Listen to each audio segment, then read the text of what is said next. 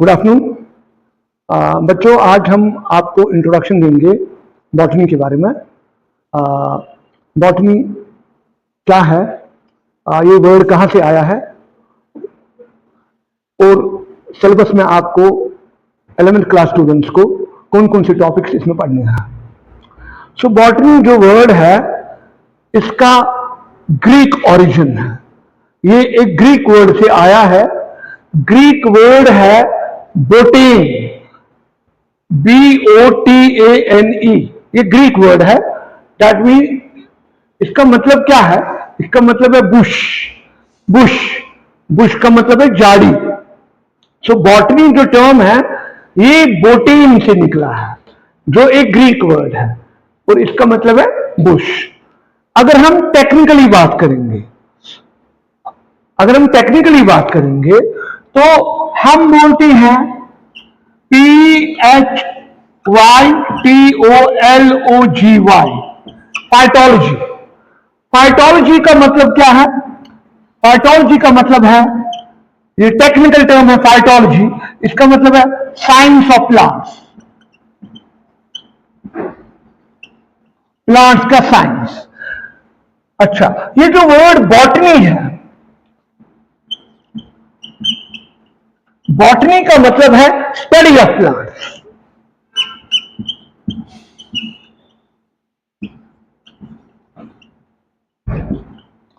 Plants में सारे आते हैं, जैसे कि हम लोअर प्लांट्स की बात करते हैं, हम उनके बारे में बात करते हैं। लोअर प्लांट्स का मतलब यानी lower plants like algae,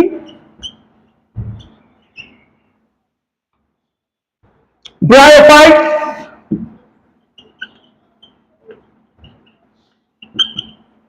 etcetera. और हायर प्लांट्स के बारे में अगर हम बात करते हैं तो हायर प्लांट्स में कौन आते हैं? हायर प्लांट्स में आते हैं जिम्नोस्पर्म्स,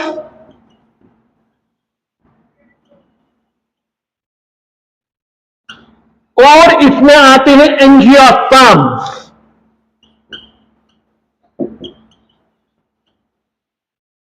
जिम्नोस्पर्म्स को हम कहते हैं नॉन फ्लावरिंग प्लांट्स। जिम्नोस्पर्म्स को हम कहते हैं नॉन फ्लावरिंग प्लांट्स।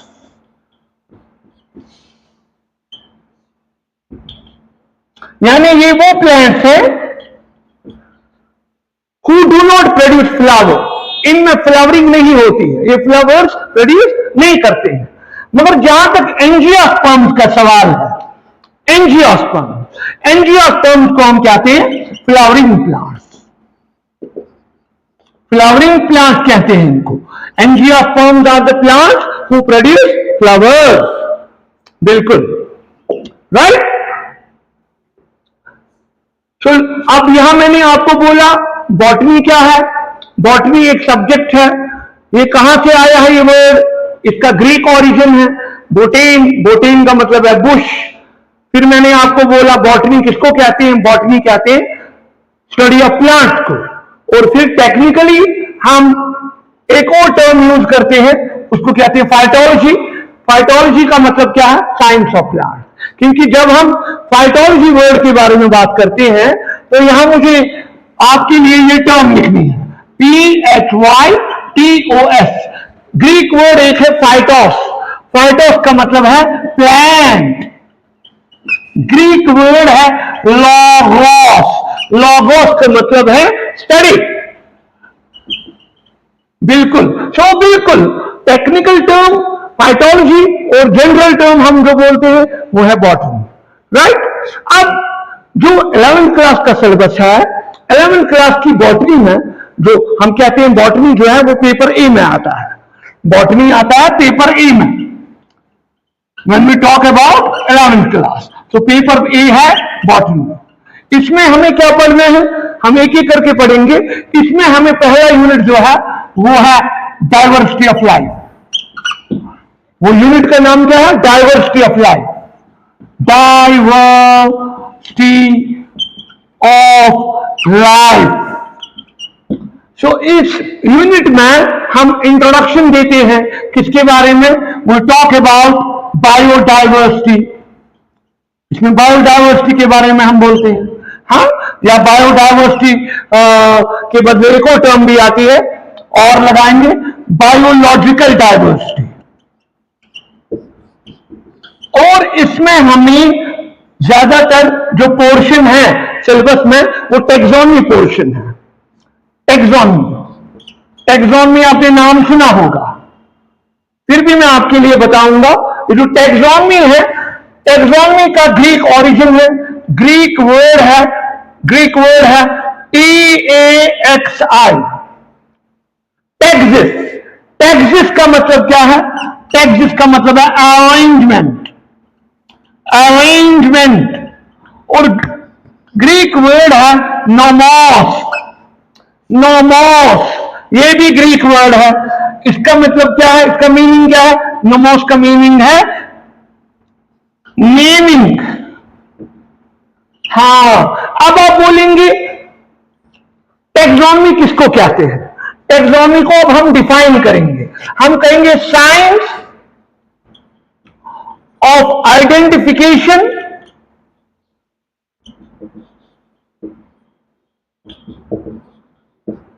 नोमेनक्लेचर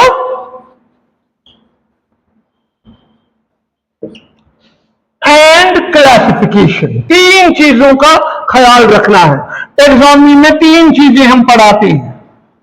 क्या क्या? मैं रिपीट करूंगा। Science of identification, nomenclature and classification, इसको हम कहते हैं टेक्सोनमी।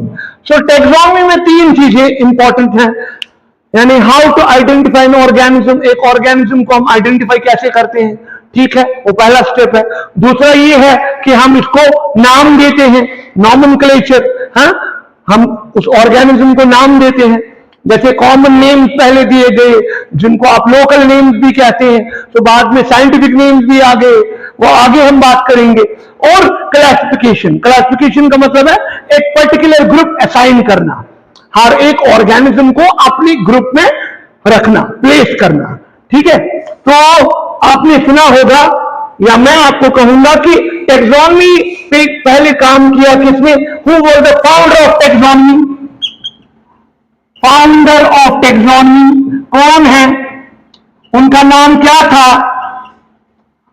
आपने में सुना होगा, उनका नाम था एरिस्टोटल। उनका नाम था एरिस्टोटल। और एरिस्टोटल 384 बीसी में पैदा हुए थे और 322 बीसी में गुजर गए। So Aristotle died at the age of 62, right? So who was Aristotle? Aristotle was a Greek philosopher. He was a Greek philosopher.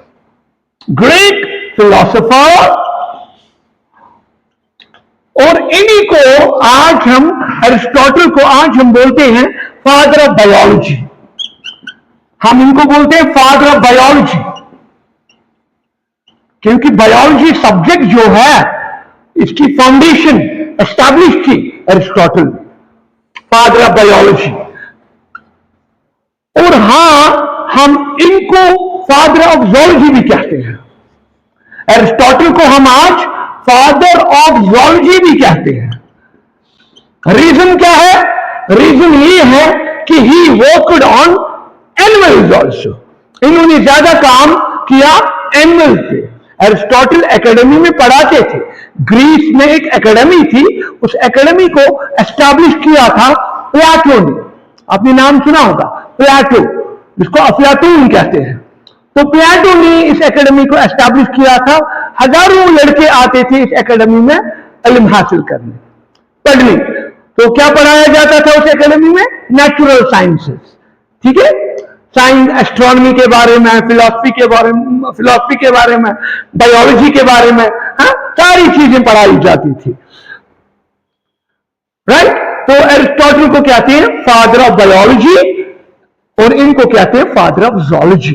Aristotle ने अपने जमाने में एक किताब लिखी, उस किताब का क्या नाम था? हिस्टोरिया एनिमलियम। एरिस्टोटल की बुक जो है हिस्टोरिया एनिमलियम, बुक का नाम। हिस्टोरिया एनिमलियम का मतलब क्या है? हिस्टोरिया एनिमलियम का मतलब है history of animals, history of animals, animals की कहानी, एनिमल्स की history. The animals which we are known to Aristotle in his life time we are discuss by him. यानी क्या मतलब, जिन एनिमल पे एरिस्टोटल को नजर पड़ी उन एनिमल्स के बारे में उन्होंने बात की, हाँ, अपने जमाने में। और एरिस्टोटल ने पहले ये बुक ग्रीक लैंग्वेज में लिखी, ग्रीक लैंग्वेज में, हाँ बिल्कुल। फिर बाद में इसका इंग्लिश वर्जन आया, इसको ट्रांसलेट किया गया बाद में इंग्लिश में, इंग्लिश लैंग्वेज में। इसके बाद कुछ और लोग आ गए, इसके बाद कुछ और, इसी एकेडमी में एक स्टूडेंट आ गया, उसका नाम था थियोफ्रास्टस, उसका नाम था थियोफ्रास्टस। आपने अगर नाम सुना होगा थियोफ्रास्टस, मैं आपके लिए लिखूंगा। ये थियोफ्रास्टस कौन थे? He was a प्यूपिल of Aristotle. ये है थियोफ्रास्टस।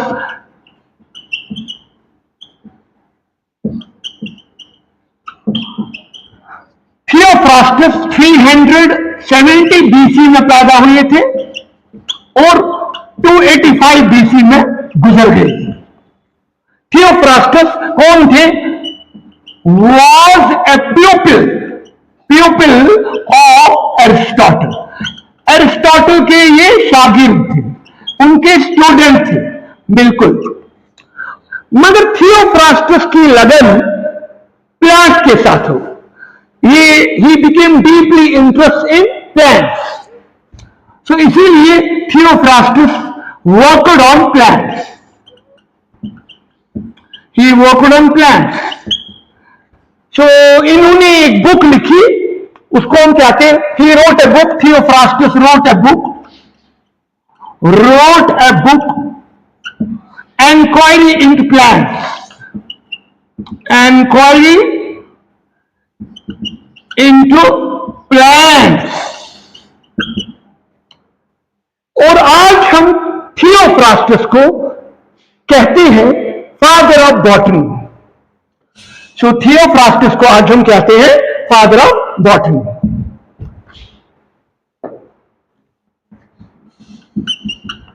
फादर ऑफ बॉटनी कौन है? थियोफ्रास्टस। तो इनका कंट्रीब्यूशन प्लांट्स के लिए इन्होंने काम किया। इन्होंने प्लांट्स को क्लासिफाई किया on the basis of habit, namely herbs, shrubs, under shrubs and trees. इन्होंने 4 टर्म्स बोली, herbs, shrubs, under shrubs and trees. In 4 plant groups को डिस्क्राइब किया थियोफ्रास्टस ने अपनी बुक में, जिसका नाम मैंने बोला एनक्वायरी इनटू प्लांट्स।